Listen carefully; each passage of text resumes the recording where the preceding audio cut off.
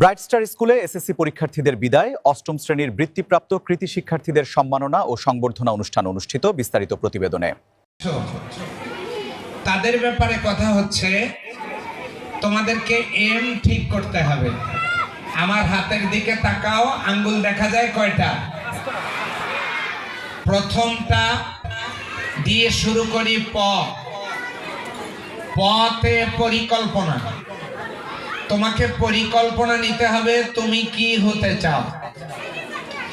এরপরে পথে পর্যালোচনা।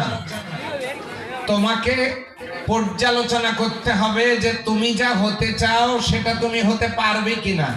আর্টসে পড়ে তো আর ডাক্তার হওয়া যাবে না।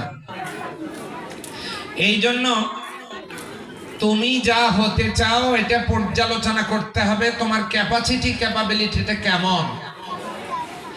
3 নম্বরের পথে পরামর্শ, এমত অবস্থায় কি করা যায়।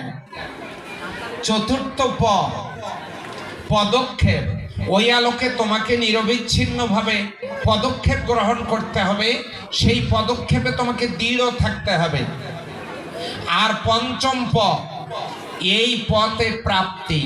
তুমি পরামর্শ, পর্যালোচনা, পদক্ষেপ, পরামর্শ, এরপরে পর্যালোচনা, পরিকল্পনা, পরামর্শ, পর্যালোচনা, পদক্ষেপ, তারপরে আসবে প্রাপ্তি।